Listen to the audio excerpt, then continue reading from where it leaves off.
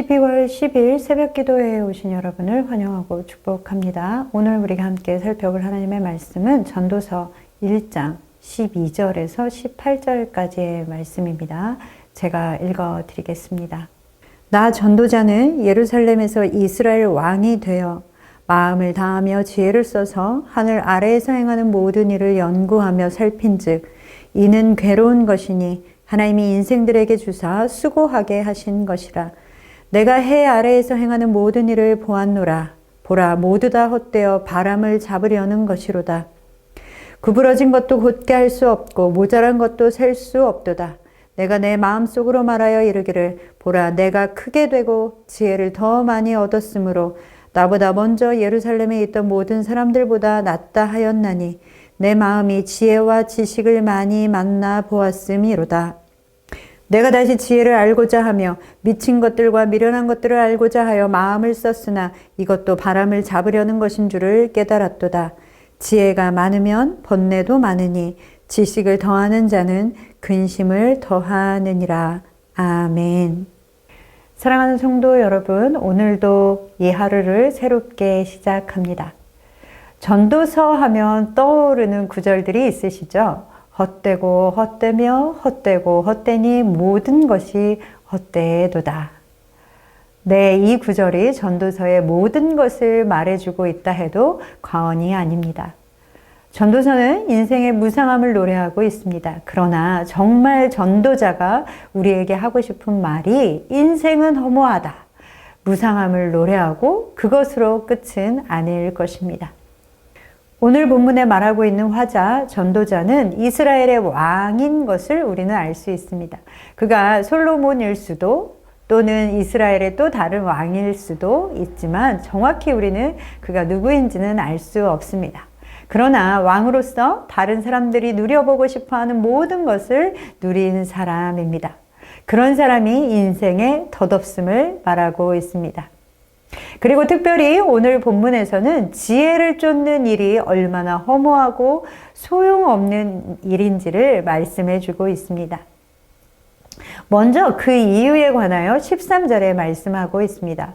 마음을 다하며 지혜를 써서 하늘 아래에서 행하는 모든 일을 연구하며 살핀즉 이는 괴로운 것이니 하나님이 인생들에게 주사 수고하게 하신 것이라. 아멘.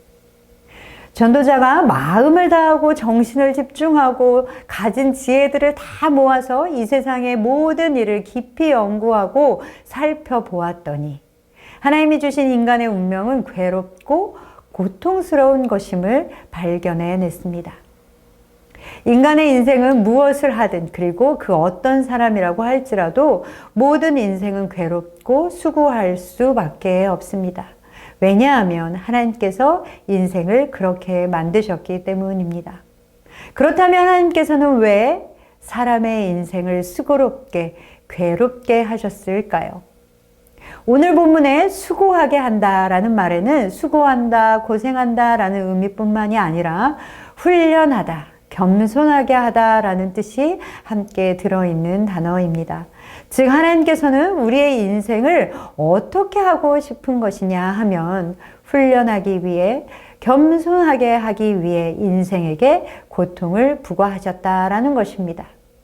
우리의 인생이 수고로운 이유는 우리를 훈련하시고 겸손하게 하시기 위한 것입니다.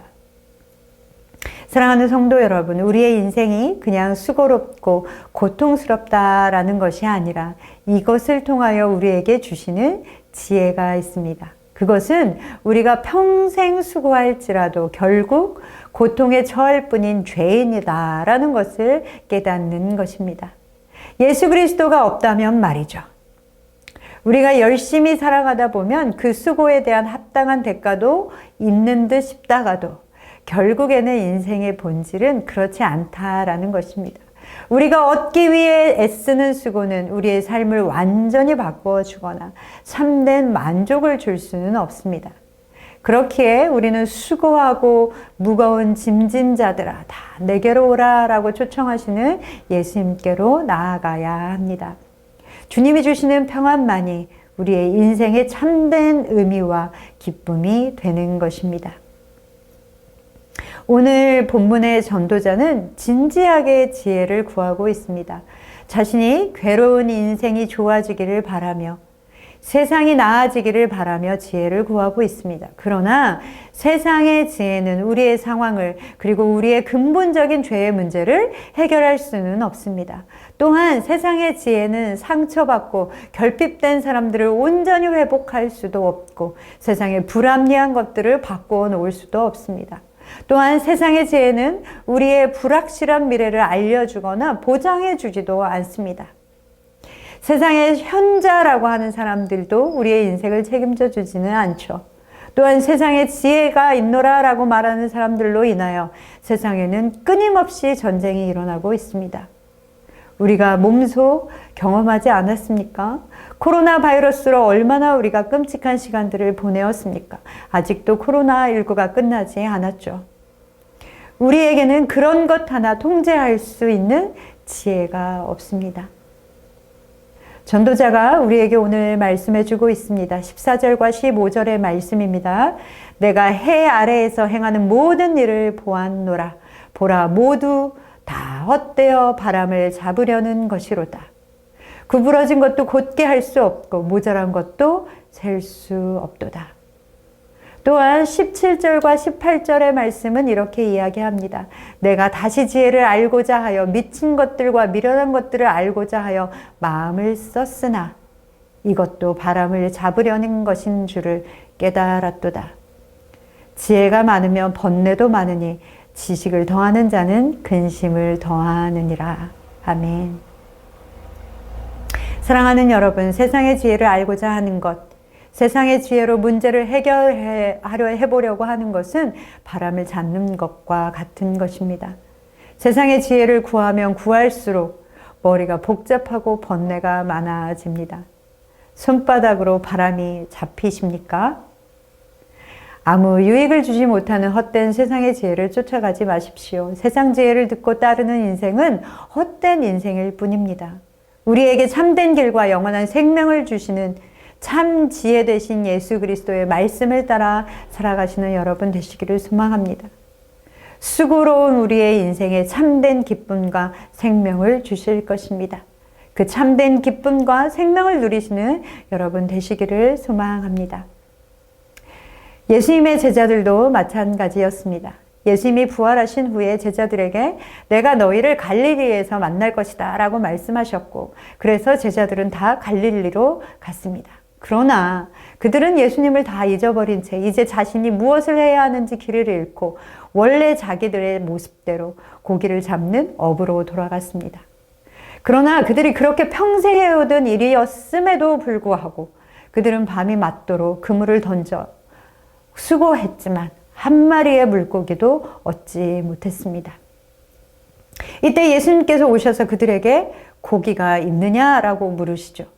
이때 이미 제자들은 예수님을 알아보지도 못하는 지경에 이르렀습니다.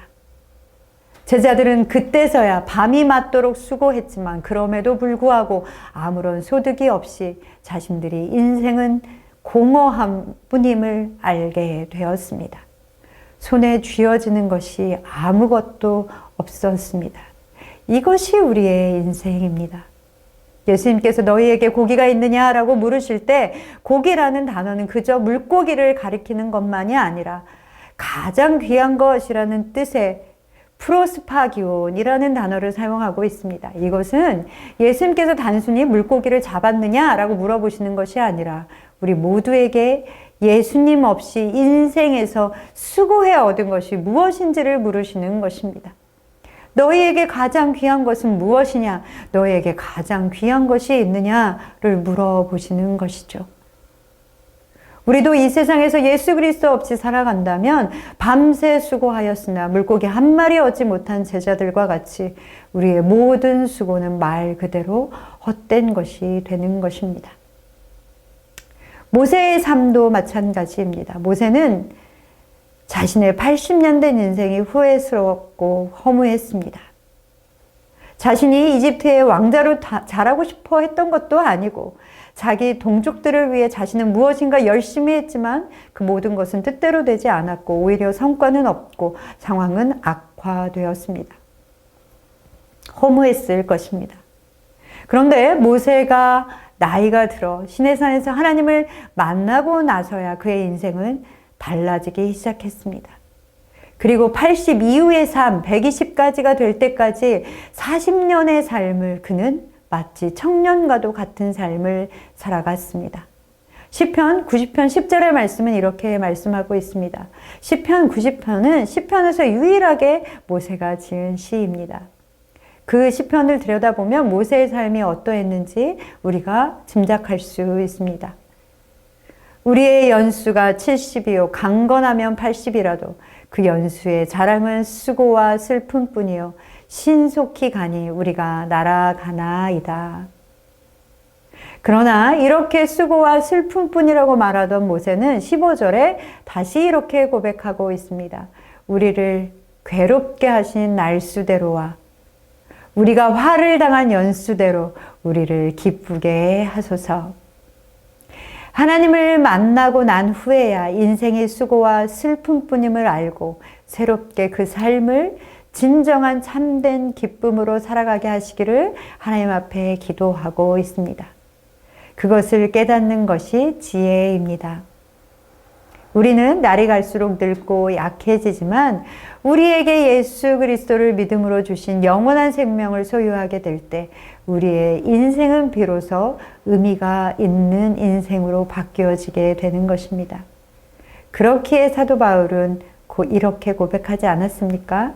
내가 그리스도와 함께 십자가에 못 박혔나니 그런즉 이제는 내가 산 것이 아니요 오직 내 안에 그리스도께서 사신 것이라. 이제 내가 육체 가운데 사는 것은 나를 사랑하사 나를 위하여 자기 몸을 버리신 하나님의 아들을 믿는 믿음 안에서 사는 것이라. 아멘. 사랑하는 성도 여러분, 오늘도 우리에게 하나님께서 새로운 날을 허락하여 주셨습니다. 얼마나 귀한 날입니까? 새롭게 살아갈 수 있는 기회를 주신 것입니다. 그 귀한 날에 손으로 바람을 잡는 그런 날 되지 마시고 참된 지혜이신 예수 그리스도를 붙잡고 살아가시는 날 되시기를 소망합니다. 예수님만이 우리의 참된 지혜이십니다.